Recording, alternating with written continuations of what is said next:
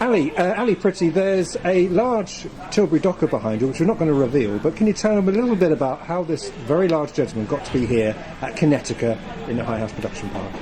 Well, for the last couple of years we've been working all over Thurrock, and specifically in Tilbury. We did a lot of work last year with our Salt River project, and so we've been meeting the people and hearing the history about the docks very passionately from the gentleman that's inspired this puppet, which is Les Morgan.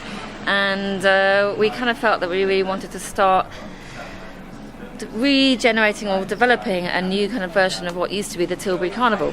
So I've heard that once upon a time all the different communities would take the streets and celebrate the community and the history of Tilbury. So he's here in a moment in Purfleet. What's the plans? Going down to Tilbury?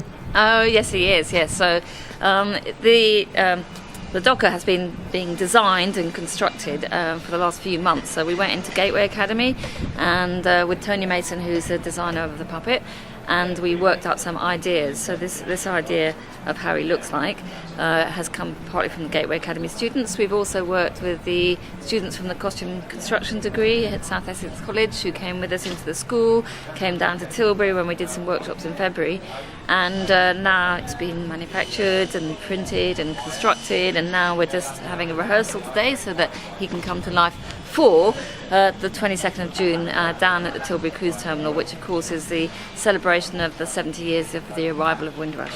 So you mentioned rehearsal. How is your Docker operated?